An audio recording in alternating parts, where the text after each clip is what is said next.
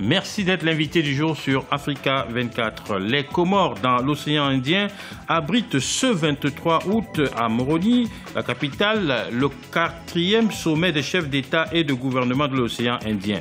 Le pays organisera par ailleurs ses prochaines élections générales le 2 novembre 2014. Monsieur Fahmi Saïd Ibrahim, vous êtes ancien ministre des Relations extérieures des Comores et président du Parti pour l'entente comorienne. Avant de parler des élections générales du 2 novembre, arrêtons-nous peut-être un instant sur l'actualité immédiate du côté de Moroni avec la tenue de ce 4e sommet des chefs d'État de pays de l'océan Indien. Quels sont les enjeux de cette rencontre?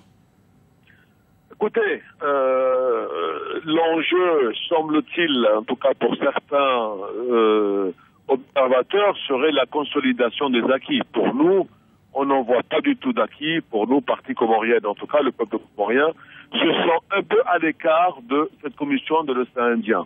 Mais il vient de se produire un élément majeur ce matin.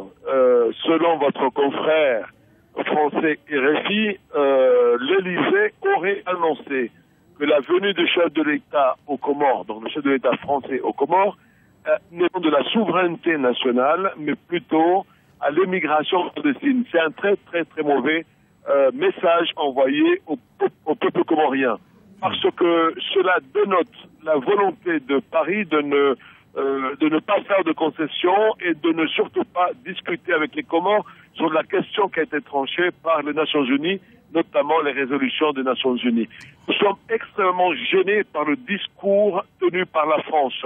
Mais est-ce que vous vous attendiez à autre chose? J'ajoute à ce que vous venez de dire que le président François Hollande a également dit qu'il n'était pas question de remettre en cause le statut de Mayotte. Mayotte qui est devenu en 2011 le 101e département français. Vous réagissez comment cela? Écoutez, je suis à raison que quand on voit la France, à juste titre, fait tout pour obtenir des résolutions pour qu'elle puisse s'engager en Afrique, je ne comprends pas que cette même France refuse d'exécuter la résolution des Nations Unies. Alors, pour aller en Libye, pour aller au Mali, et ce que nous contestons pas du tout, la France, elle puisse obtenir une couverture légale. Cette même démarche légaliste ne semble pas être la même quand il s'agit des Comores. Voilà pourquoi le peuple comorien, nous ne comprenons pas. Ils ne veulent pas mettre en cause ce statut, mais il faudrait que l'Afrique, les Français, il faudrait que vos auditeurs sachent une chose, c'est que la France est sévèrement et à plusieurs reprises condamnée par des résolutions des Nations Unies qui stipulent de manière non équivoque que Mayotte est comorienne. Bien entendu, tout ceci ne peut trouver solution qu'à travers le dialogue, mais c'est ce dialogue justement engagé sérieusement. Et la veille de la venue de François Hollande aux Comores, que des propos pareils soient tenus, la classe politique et le peuple comorien perçoivent cela comme étant une provocation. C'est vrai que les Comores est un petit pays, c'est vrai que nous sommes pauvres, mais quand même, on nous doit un minimum de respect, et voilà pourquoi nous sommes choqués par ce que nous venons d'entendre aujourd'hui. Alors, les prochaines élections générales, c'est-à-dire les législatives, les élections des conseils des îles et les municipales, sont prévues, en tout cas annoncées, pour le 2 novembre 2014. Est-ce qu'elles auront lieu, ces élections générales?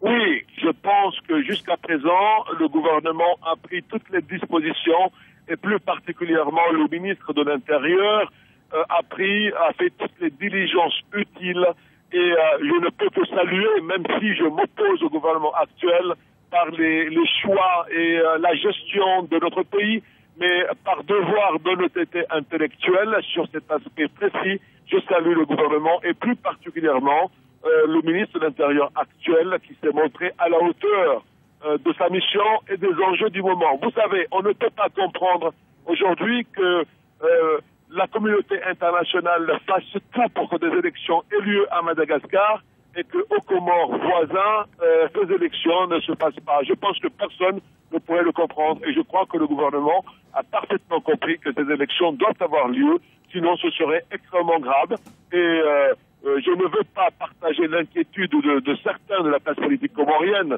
Je ne veux pas partager. Je pense que jusqu'à présent, il n'y a aucune raison objective de mettre en cause ce qui a été fait et rien ne laisse entrevoir une élection ne soit pas organisée. Je pense qu'elles auront bien lieu. Il est vrai également qu'il manque pour boucler le budget. Le gouvernement fait tout ce qui est utile pour que ceci se fasse. Et je pense que les élections auront lieu en novembre prochain. Alors, le parti de l'entente comorienne en attend quoi de ces élections-là? Écoutez, nous attendons d'abord une transparence irréprochable, que les élections aient lieu. C'est un test important pour la bonne santé de notre démocratie. Je pense que voici une dizaine d'années, le pays fonctionne correctement depuis la crise que nous connaissons, que j'aime pas beaucoup revenir, parce que les choses sont rentrées dans l'ordre. Nous attendons cette transparence des élections. Nous attendons aussi que ces nouvelles élections, que les futurs élus pour une économie capable de créer de richesses, des parlementaires qui pourront aussi impulser une dynamique sociale, et nous attendons beaucoup puisque effectivement le gouvernement actuel a échoué depuis 3 ans qu'il est au pouvoir. Incontestablement, le gouvernement a échoué et que rien n'est sérieusement entamé depuis bientôt 3 ans.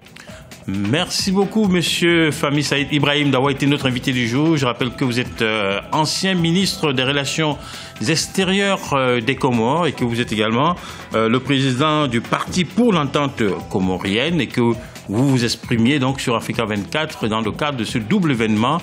D'une part, ce 4e sommet des chefs d'État et de gouvernement des pays de l'océan Indien ce 23 août du côté de Moroni, et puis surtout à l'occasion de des prochaines élections générales qui sont prévues le 2 novembre, toujours en 2014, sur l'ensemble du territoire comorien. Restez sur notre chaîne, l'information continue sur Africa 24.